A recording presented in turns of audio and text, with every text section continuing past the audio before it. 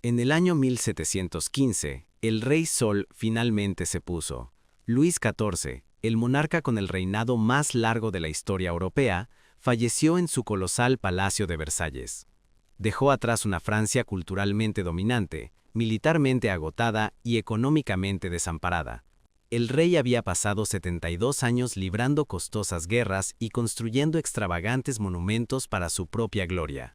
Cuando los contables finalmente abrieron los libros tras su muerte, encontraron un desastre. La deuda nacional era astronómica. Ascendía a aproximadamente 3 millones de libras. Para ponerlo en perspectiva, los ingresos fiscales anuales totales del gobierno francés eran de tan solo unos 145 millones de libras. Francia no solo estaba en quiebra, sino que era irremediablemente insolvente. Tan solo los pagos de intereses de la deuda consumían casi cada centavo que los recaudadores de impuestos podían reunir. La economía estaba paralizada. Los comerciantes no podían comerciar porque nadie tenía dinero para comprar bienes. Los campesinos se morían de hambre porque los impuestos los aplastaban. El ejército había cobrado en meses. La corona pasó a Luis XV, pero solo tenía 5 años. El verdadero poder residía en manos del regente, el duque de Orleans. El regente era un hombre conocido por su inteligencia y su libertinaje, pero ante la ruina financiera del reino, se sintió desesperado. Sus consejeros sugirieron las soluciones medievales habituales: repudiar la deuda, declararse en bancarrota, o fundir la moneda y mezclar metales básicos en las monedas. Estas eran soluciones a corto plazo que solo destruirían la calificación crediticia del país durante un siglo. El regente necesitaba un milagro. Y así fue. Un hacedor de milagros acababa de llegar a París. Su nombre era John Law. Era un escocés, un hombre alto, guapo e increíblemente encantador. También era un fugitivo. Años antes, en Londres, había matado a un rival romántico en un duelo y huido al continente para escapar de la horca. Durante 2 décadas, Law había viajado por las capitales de Europa, ganándose la vida jugando a las cartas.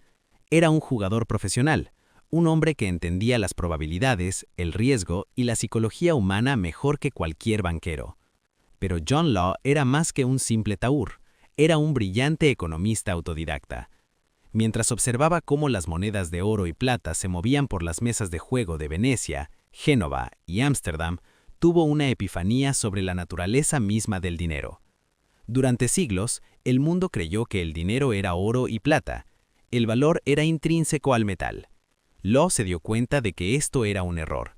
El dinero, argumentó, no era riqueza. El dinero era simplemente la herramienta mediante la cual se intercambiaba la riqueza.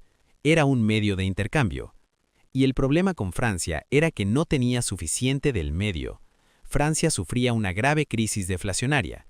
Simplemente no había suficientes monedas de oro y plata circulando en la economía para facilitar el comercio.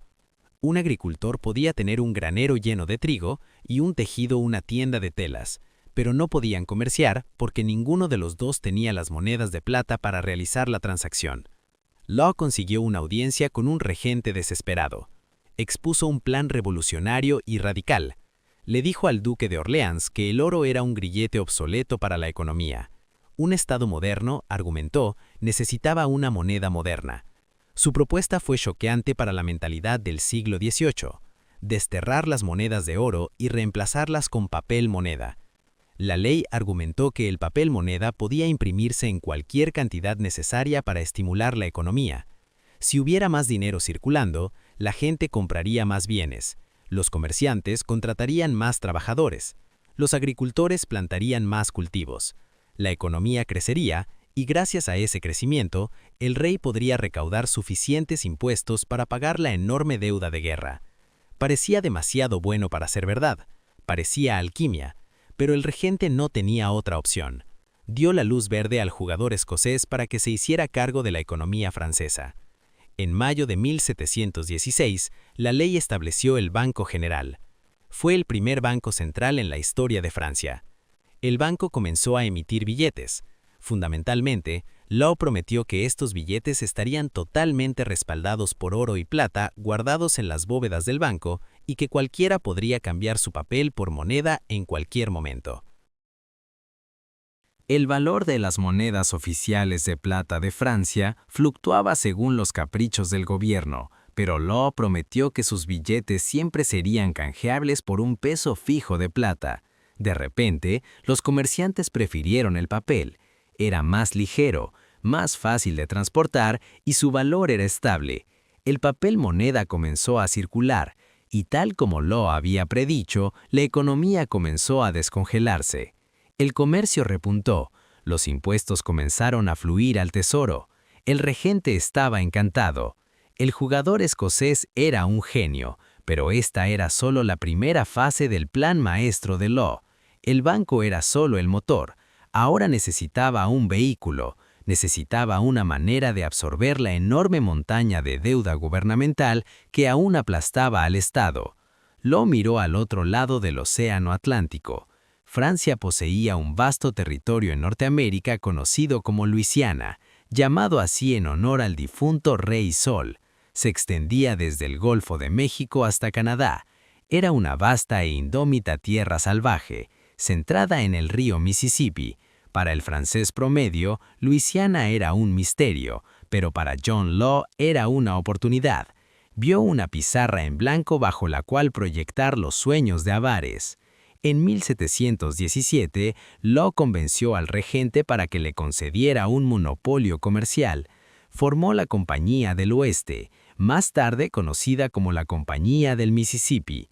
El gobierno francés le otorgó a Law derechos exclusivos para todo el comercio y la colonización en este vasto territorio estadounidense.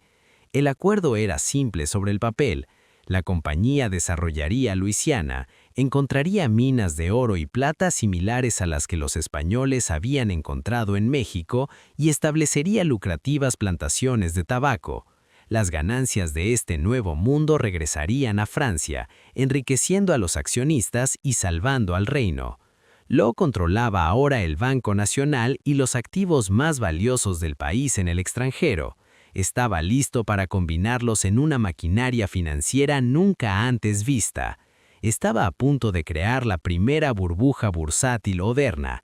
Iba a convertir las deudas de un rey en bancarrota en el sueño de una riqueza infinita. Para que la compañía de Mississippi fuera un éxito, John Law necesitaba inversores. Necesitaba que los franceses sacaran sus ahorros de debajo del colchón y los invirtieran en su nueva empresa. Pero en 1717, Luisiana era más que un pantano.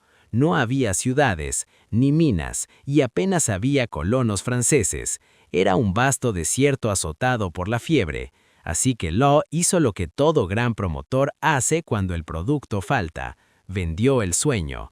Lanzó una de las campañas de propaganda más agresivas de la historia. Contrató ilustradores para crear hermosos grabados del territorio de Mississippi. Estas imágenes no mostraban la realidad de los pantanos infestados de caimanes y mosquitos tan grandes que podrían asfixiar a un hombre. En cambio, representaban un jardín del Edén. Los grabados mostraban a nativos felices y dulces que se acercaban para ofrecer a los colonos franceses enormes trozos de oro y esmeraldas. Mostraban llanuras fértiles esperando el arado. Mostraban montañas de plata brillando al sol. El mensaje de Law al público francés era simple. Los españoles encontraron montañas de oro en México. Nosotros hemos encontrado montañas de oro en Mississippi. Solo tienen que comprar acciones de mi empresa para obtener su parte. Lanzó la primera emisión de acciones al público. Les puso un precio de 500 libras cada una. Pero aquí estaba el golpe de genio financiero que cautivaría a toda la nación. Permitió a los inversores pagar estas acciones no solo con oro o plata, sino con bonos de deuda pública. Recordemos que Francia se ahogaba en la deuda de guerra. Miles de ciudadanos poseían estos bonos del gobierno, los billets d'or, que prácticamente no valían nada porque el rey no podía pagar los intereses. Se negociaban con un descuento enorme, a veces valiendo solo el 20% de su valor nominal. Law le dijo al pueblo: denme su deuda pública sin valor y les daré una acción de una empresa dueña de mitad de Estados Unidos. Era una oferta irresistible. Era un canje de deuda por acciones a escala nacional. El público francés se apresuró a cambiar su deuda incobrable por un pedazo del sueño de Luisiana. La primera emisión de acciones se agotó de inmediato. Law emitió más y más. Para asegurar que el precio siguiera subiendo, Law utilizó el poder de su otra creación, el Banco General. Básicamente fusionó el banco y la empresa.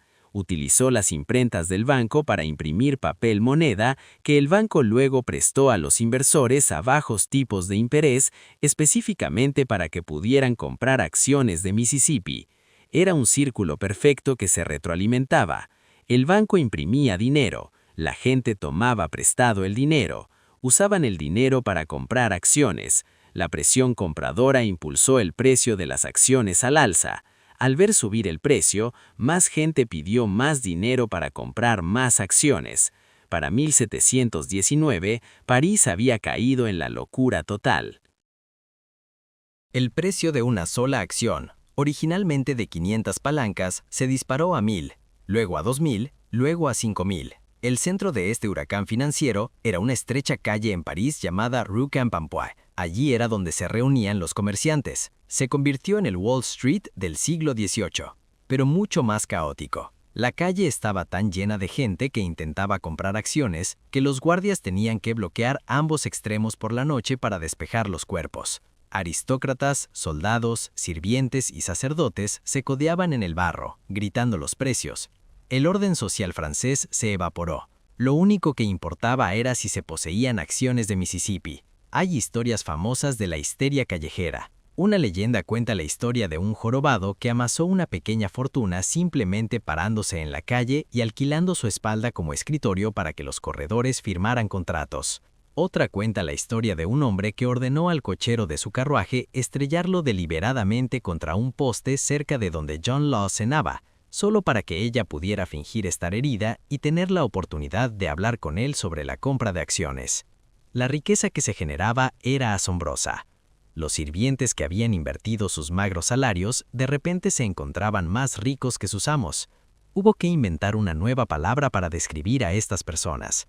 Los franceses los llamaron millonarios. Fue la primera vez que esta palabra se usó ampliamente en la historia. Para la segunda mitad de 1719, el precio de las acciones alcanzó las 10.000 hojas. La compañía ahora valía más que todo el oro y la plata de Europa. John Law ya no era solo un jugador escocés, era el hombre más poderoso de Francia. El regente lo nombró controlador general de finanzas. Controlaba efectivamente la recaudación de impuestos, la Casa de la Moneda, el comercio colonial y la deuda nacional. Él era toda la economía. Y sobre el papel, había salvado a Francia. La enorme deuda nacional que había paralizado al Estado tras la muerte de Luis XIV había desaparecido.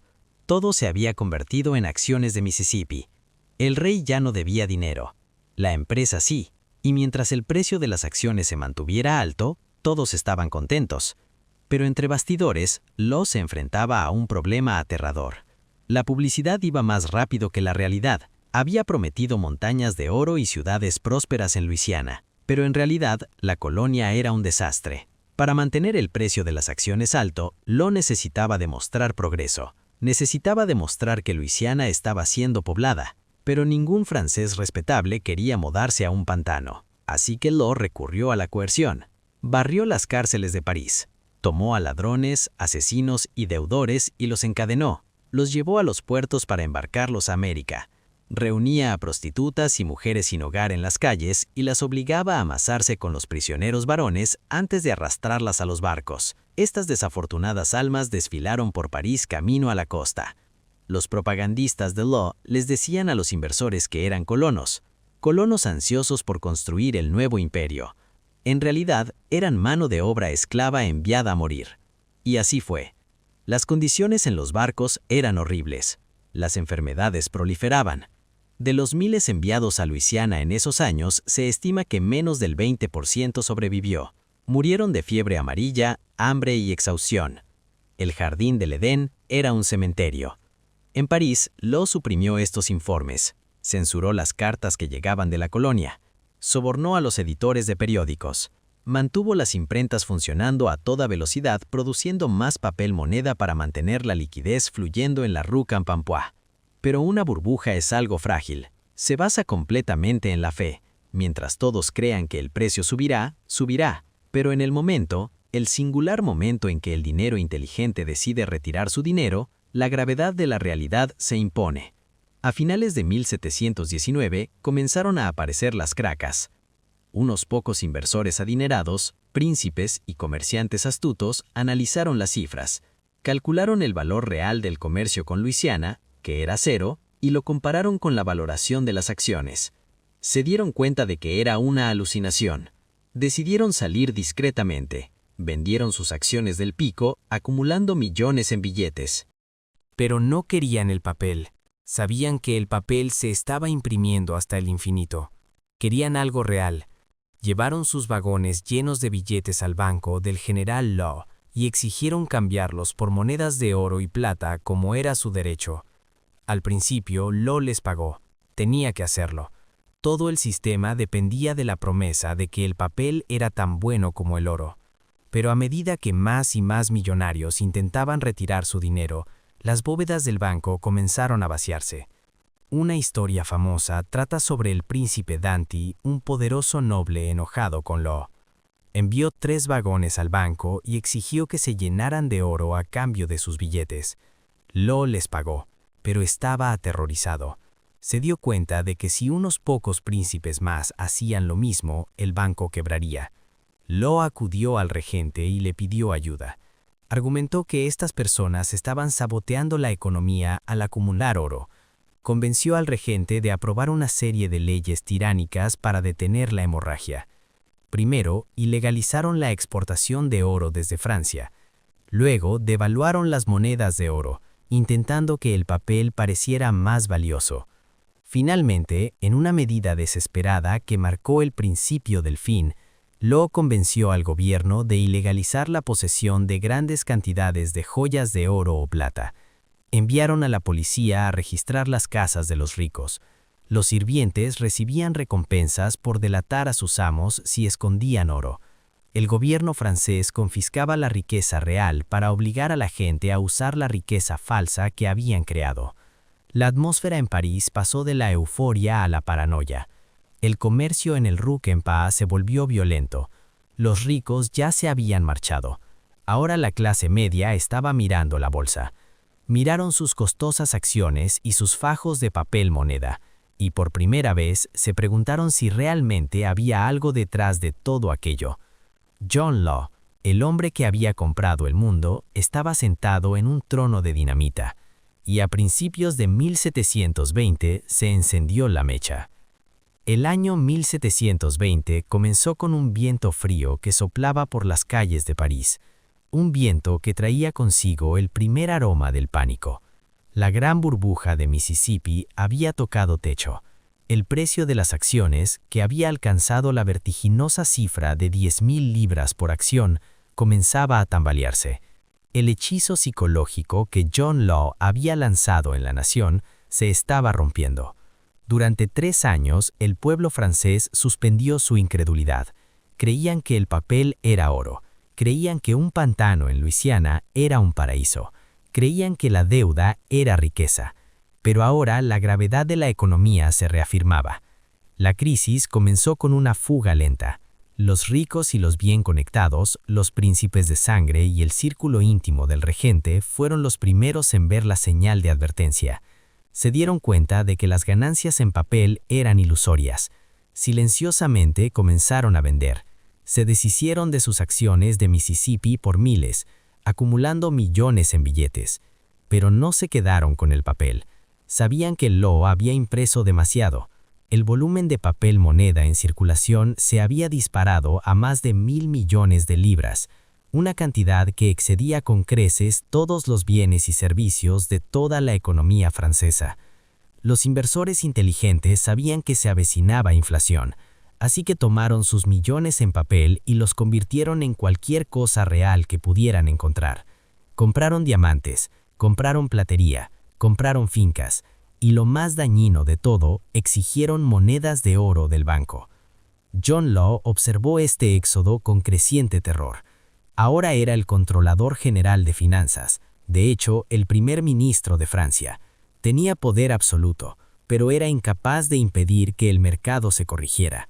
Vio cómo el oro se escapaba de sus bóvedas y se dio cuenta de que si la tendencia continuaba, el general Farso sería insolvente en cuestión de semanas.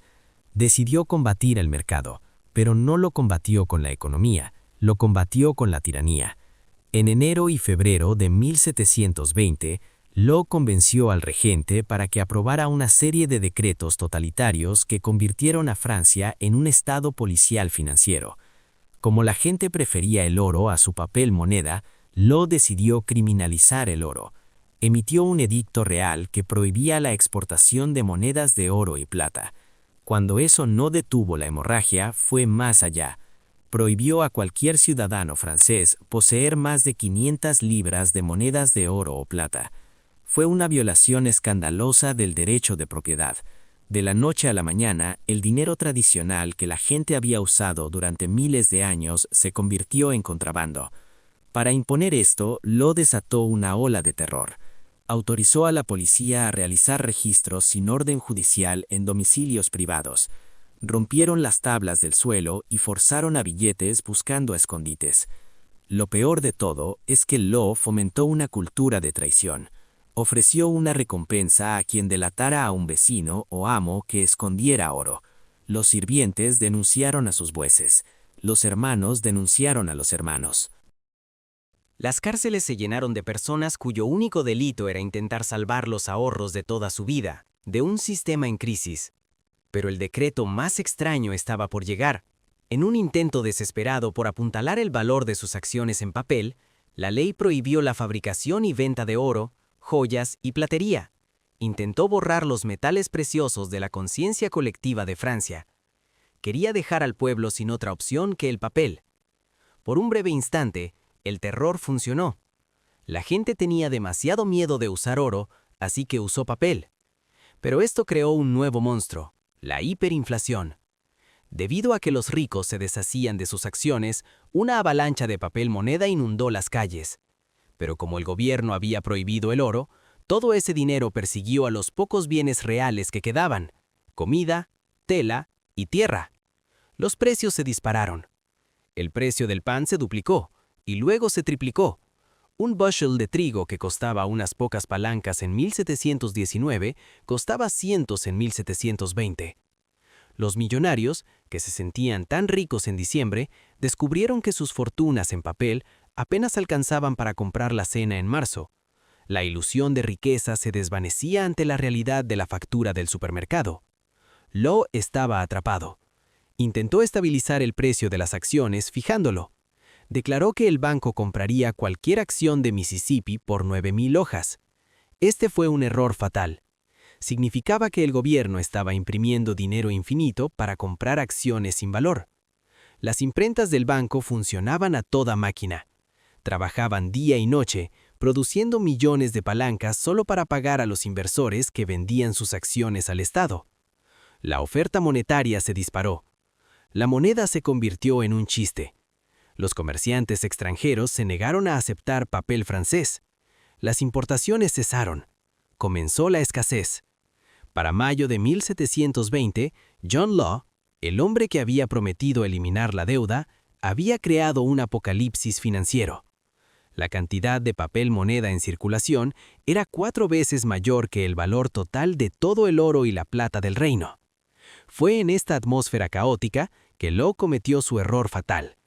Decidió que tenía que desinflar la burbuja. Tenía que ajustar el valor del papel moneda a la realidad. Abordó el problema como un matemático, olvidando que estaba tratando con seres humanos. El 24 de mayo de 1720, Law emitió el infame Edicto de Mayo. El decreto anunciaba que, en los próximos meses, el valor oficial de las acciones del Mississippi se reduciría de 9,000 a 5,000. También establecía que el valor de los billetes se reduciría a la mitad. Law pensó que era un ajuste sensato. Intentaba llevar a cabo un aterrizaje controlado de la economía. Pensó que la gente entendería que esto era necesario para salvar el sistema. Se equivocó. El público no lo vio como un ajuste, lo vio como un robo. El Edicto de Mayo fue una declaración de quiebra del Estado. El gobierno admitía que el dinero en los bolsillos de la gente valía la mitad de lo que decía. La confianza, que era lo único que mantenía unido al sistema, se evaporó al instante. La reacción fue violenta. París estalló. La multitud salió a las calles pidiendo a gritos la cabeza de Law. Lo llamaron ladrón, mentiroso y extranjero que había venido a destruir Francia. El regente, aterrorizado por la ira de la multitud, se vio obligado a revocar el edicto tan solo 6 días después. Pero era demasiado tarde. El espejo se había roto. No se puede deshacer lo que se dijo, ni se puede restaurar la fe una vez que se ha admitido que todo era una mentira. John Law fue despojado de su título de Contralor General. Por su propia seguridad, el regente lo puso bajo arresto domiciliario en la cárcel royal. El hombre que había sido el centro de atención de Europa, cortejado por duques y obispos, ahora estaba prisionero, escuchando atentamente a la turba que exigía su ejecución. El verano de 1720 fue una larga y calurosa nesueño. El sistema entró en una espiral descendente. El banco dejó de convertir papel en moneda por completo. Las acciones de la Compañía de Mississippi se desplomaron, cayendo de 9.000 a 5.000, y luego de 2.000. En julio ocurrió la trágica final. El Bond General, desesperado por mantener cierta apariencia de orden, anunció que intercambiaría una pequeña cantidad de papel por plata, pero solo para los muy pobres y en pequeñas denominaciones. El 17 de julio, una multitud masiva se congregó frente a la sede del banco en la Rue Vivienne. Miles de personas desesperadas, empleadas domésticas, obreros, zapateros, se apiñaban contra las puertas aferrándose a sus billetes sin valor con la esperanza de conseguir unas pocas monedas para comprar pan para sus familias. La multitud se hizo demasiado grande. Cundió el pánico. En la aglomeración, la gente empezó a caer. Los guardias estaban abrumados. Durante horas, la multitud se empujó y abalanzó en el calor sofocante. Cuando la multitud finalmente se dispersó, la calle estaba llena de muertos. 15 personas habían muerto pisoteadas o asfixiadas por la presión. El ambiente en París pasó de la ira a una furia fría y asesina. La multitud recogió los cuerpos de 3 de las víctimas, los colocaron en camillas improvisadas y los hicieron marchar por las calles de París.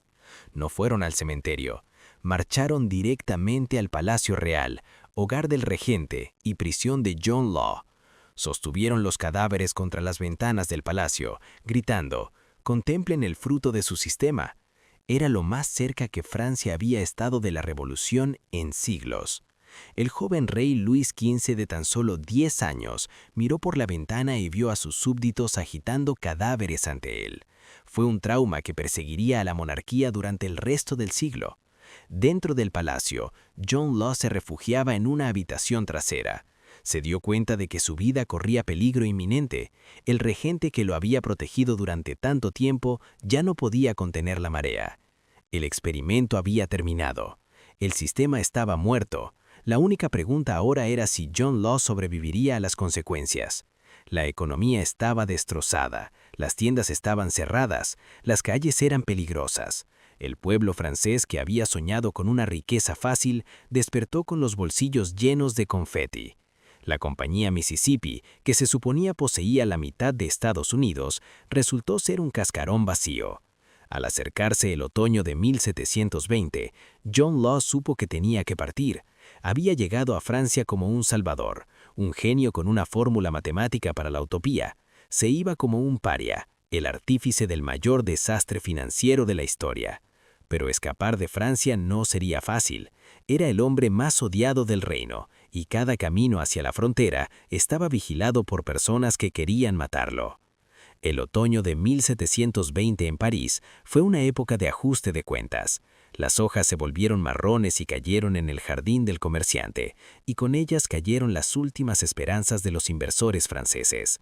La burbuja Mississippi no solo había estallado, sino que se había evaporado, dejando tras de sí un cráter. Eso marcaría a la nación durante un siglo. Dentro del Palais Royal, John Law era prisionero de su propia creación. el hombre que había sido brevemente el ciudadano privado más rico del mundo, el hombre que poseía 21 propiedades y cuya esposa lucía diamantes del tamaño de nueces, ahora estaba en la indigencia. Sus activos en Francia habían sido congelados, sus acciones no valían nada. La turba afuera clamaba por su sangre, cantando canciones sobre ahorcar al tirano del papel. El regente, el duque de Orleans, estaba en una posición difícil. Había autorizado cada paso del plan de Law, se había beneficiado de él. Si Law era llevado a juicio, la complicidad del regente quedaría expuesta. Así que se hizo un acuerdo secreto. John Law no sería ejecutado, sería exiliado. En diciembre de 1720, al amparo de la oscuridad, John Law se escabulló por la puerta lateral del palacio. Subió a un carruaje anodino con su hijo. Llevaba consigo solo unos cientos de monedas de oro y un solo anillo de diamantes, todo lo que quedaba de un imperio valorado en miles de millones. Huyó hacia la frontera belga. Fue una huida humillante. En una ocasión, un funcionario local lo reconoció e intentó arrestarlo. Law tuvo que mostrar un pasaporte firmado por el propio rey para poder pasar. Cruzó la frontera hacia Bruselas, mirando hacia atrás al país que había prometido salvar y que en cambio había dejado en ruinas. Nunca volvería a pisar Francia. De vuelta en París, el gobierno se enfrentaba a un desastre catastrófico. La economía estaba plagada de miles de millones de hojas y billetes sin valor. Las acciones de la compañía Mississippi se cotizaban a precio de papel usado. El comercio se había detenido por completo porque nadie sabía el valor de nada. La gente estaba enfurecida, hambrienta y exigía justicia. El regente recurrió a los hermanos París, una familia de financieros inflexibles que siempre habían odiado a John Law. Fueron designados para limpiar el desastre. Iniciaron un brutal proceso inquisitorial conocido como la Visa. Fue una casa de brujas financiera. El gobierno ordenó a toda persona en Francia que poseyera papel moneda o acciones de compañías que las presentara a las autoridades para su inspección. Establecieron un tribunal que examinar cómo cada persona había adquirido su riqueza. Fue una auditoría forense de la nación. Se investigó a más de 500.000 de hogares, prácticamente a toda la clase media y alta de Francia. Si el tribunal decidía que eras un especulador que había ganado dinero especulando, confiscaban tu patrimonio. Si decidían que eras un inversor de buena fe que simplemente había sido engañado, te otorgaban bonos del gobierno por un valor ínfimo de tu pérdida en papel. La Visa fue un escenario de trauma nacional. Miles de empleados trabajaban día y noche en el Louvre, revisando montañas de papel. Los secretos de los ricos quedaron al descubierto. Las reputaciones fueron destruidas. Los millonarios que habían escrito en carruajes 6 meses antes se vieron obligados a mendigar. El proceso culminó en una gran hoguera. El gobierno recogió 2 millones de hojas de billetes de John Law, el papel que una vez compró castillos y barcos. Los apilaron en grandes jaulas en el Place Vendôme y luego, ante una multitud que los vitoreaba, les prendieron fuego. El pueblo francés vio cómo se consumían los ahorros de toda su vida. Fue una purga simbólica. El humo que se elevó sobre París se llevó el sueño del Mississippi. La depresión económica inmediata fue severa. Los suicidios se dispararon, las empresas colapsaron. Pero el daño a largo plazo fue mucho más profundo. John Law había envenenado el pozo de las finanzas en Francia durante generaciones. Debido al trauma de 1720, el pueblo francés desarrolló un profundo odio cultural hacia el papel moneda, los mercados bursátiles y los bancos centrales. Consideraban a los bancos no como motores de crecimiento, sino como instrumentos de robo.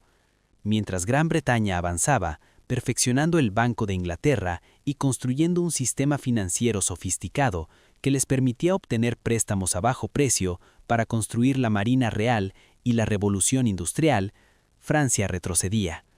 Los franceses volvieron a acumular oro bajo el suelo, se negaron a crear un banco central durante 80 años más. Este retraso financiero tuvo consecuencias letales para la monarquía francesa. A lo largo del siglo XVIII, Francia libró una serie de costosas guerras contra Gran Bretaña. Gran Bretaña financió estas guerras pidiendo préstamos a su propio pueblo a través de un banco central de confianza. Francia tuvo que financiarlas exprimiendo a los campesinos con impuestos porque nadie confiaba en el crédito del rey. Esta incapacidad para gestionar la deuda es lo que eventualmente acabó con el Imperio francés. Para 1789, la corona francesa estaba en bancarrota de nuevo, aplastada por el coste de ayudar a la Revolución Americana. El rey Luis XVI intentó subir los impuestos, pero el pueblo se negó. El resultado fue la Revolución Francesa. En un sentido muy real, la guillotina que decapitó a Luis XVI se agudizó por el fracaso de John Law 70 años antes. ¿Y qué hay del hombre mismo? ¿Qué le pasó al jugador? John Law pasó los últimos 9 años de su vida como un vagabundo. Fue a Londres, donde inicialmente fue recibido como una celebridad curiosa, pero no tenía dinero para invertir. Se fue a Múnich y finalmente a Venecia. Vivió en un pequeño apartamento alquilado. Regresó a sus raíces. Pasaba las tardes en los casinos de Venecia, apostando pequeñas cantidades y usando su mente matemática para ganar suficiente plata para pagar la cena. Era una figura gris y sombría en un rincón de la habitación, un hombre que una vez compró la mitad de Estados Unidos y que ahora jugaba a las cartas por el precio de una botella de vino. Nunca dejó de creer en su sistema. Escribió cartas al gobierno francés rogándoles que le permitieran regresar, insistiendo que sus ideas eran acertadas y que solo había fallado por pánico y mala suerte. Nunca respondieron. En 1729, John Law contrajo neumonía. Murió pobre y solo en Venecia. Fue enterrado en la iglesia de San Gemaniano. Su epitafio, escrito por un sarcástico poeta francés, decía: «Y aquí yace aquel célebre escocés, aquel calculador sin igual, que según las reglas del álgebra, envió a Francia a la miseria». Pero Law no era un estafador en el sentido tradicional, era un visionario trágico. Tenía razón sobre el futuro. El mundo finalmente se trasladó al papel moneda, a los bancos centrales y a las economías crediticias. Cada dólar, euro y libra que hoy llevamos en nuestros bolsillos es descendiente de la idea de John Law. Vivimos en el mundo que él imaginó. Su error fue ignorar la naturaleza humana. Olvidó que el dinero no es solo matemáticas, es confianza. Trató la economía como un experimento de laboratorio, presionándola hasta que explotó. Demostró que si bien puede imprimir dinero, no puede imprimir valor, no puede imprimir confianza y ciertamente no puede imprimir realidad. La burbuja del Mississippi sigue siendo la máxima advertencia sobre la arrogancia financiera. Nos recuerda que cuando la línea entre la inversión y el juego se difumina, el desastre es inevitable. Nos recuerda que cualquiera que promete riqueza infinita sin riesgo, el resultado final siempre es una hoguera. Francia finalmente se recuperó, pero las cicatrices del Mississippi nunca sanaron del todo. Se erige como un monumento al momento en que una nación se embriagó de esperanza y despertó con la peor resaca de la historia. El pantano de Luisiana ahora es parte de Estados Unidos, pero en la historia financiera del mundo siempre pertenecerá a John Law. Soy John y este es el canal de historias cinematográficas. Suscríbete ahora para estar a la vanguardia, porque cuando se escriban los libros de historia, querrás estar entre los pocos que lo vieron.